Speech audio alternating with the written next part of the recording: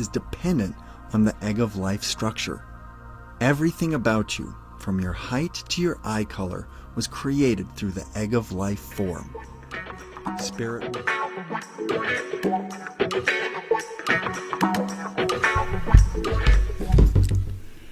Oh, hey, sorry, we're recording. Cool. Welcome back. Thank you very much. Good to see you all.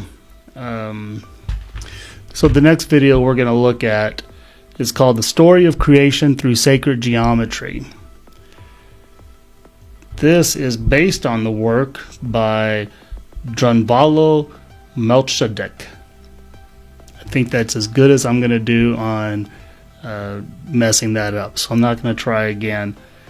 Okay, so from the description of the video, it goes on. Once, all life in the universe knew the flower of life as the creation pattern, the geometric design leading us into and out of physical existence. Then, from a very high state of consciousness, we fell into darkness and forgot who we were. For thousands of years, the secret was held in ancient artifacts and carvings around the world and encoded in the cells of all life. Now we are rising up from that sleep, shaking old, stale beliefs from our minds and glimpsing the golden light of this new dawn streaming through the windows of perception. That's a well-crafted sentence. The concepts in this video are inspired by the ancient secret of the flower of life by Drunvalo Melchizedek. Sorry. See, I knew it was going to be, the first time was better. My apologies. I wasn't familiar with this guy, but I looked him up real quick. There's some good stuff on him on the Gaia channel. And I'm going to follow up. Maybe put some more of them here. We'll see.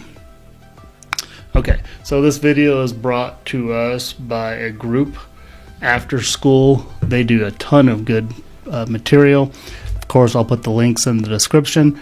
And I suggest you subscribe and follow along because they have a lot of good stuff to share, and I'll be sharing that here as well. So one way or the other.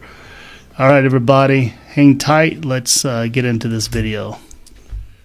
All right, so here we are. Before we get going into this, I am pretty small in the corner here because they have so much art and drawings and images and words and etc.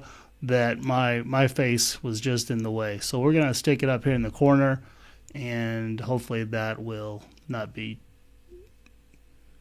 hopefully that'll work for everybody. All right.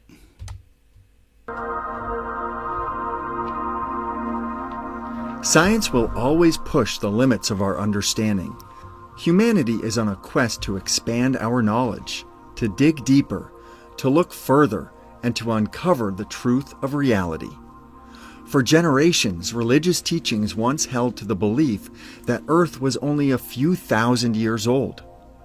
With the rise and study of evolution and geology, a consensus emerged that our planet was actually millions of years older. By the 1920s, radiometric dating would lead to the current understanding that Earth is 4.55 billion years old. But where did the Earth come from? In the same decade, a Belgian priest named Georges Lemaitre introduced the Big Bang Theory, in which he theorized that the universe began from a single primordial atom.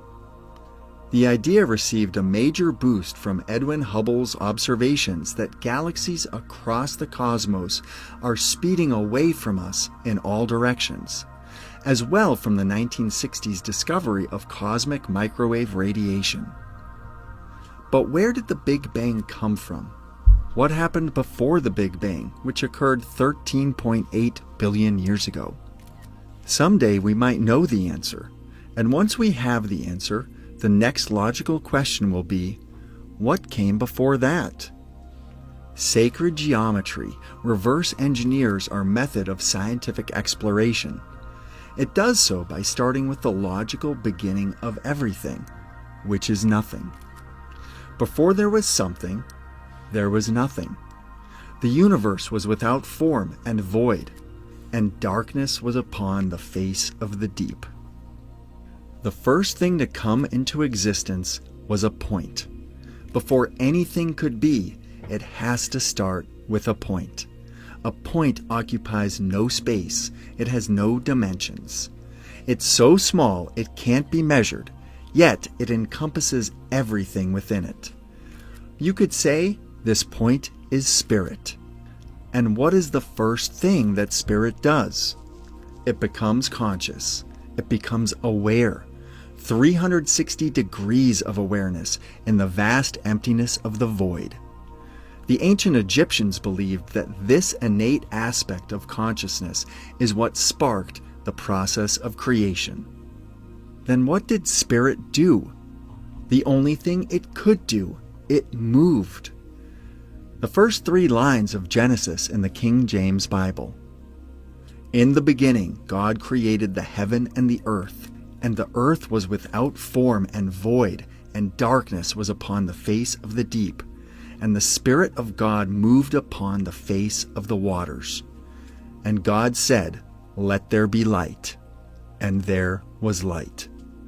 Now, interpretations of the Bible have varied a lot over time, but the important thing to note here is that movement happened before there was light. From the vantage of pure physics or mathematics, motion is impossible in a void. You can't go anywhere, or fall, or rotate. There's just infinite emptiness in all directions. So in order to move, you need something in relation to move to. Before there was light, there was movement. Once spirit created a point in space, it was able to move to the edge of its awareness and expand consciousness, creating another circle to form the Vesica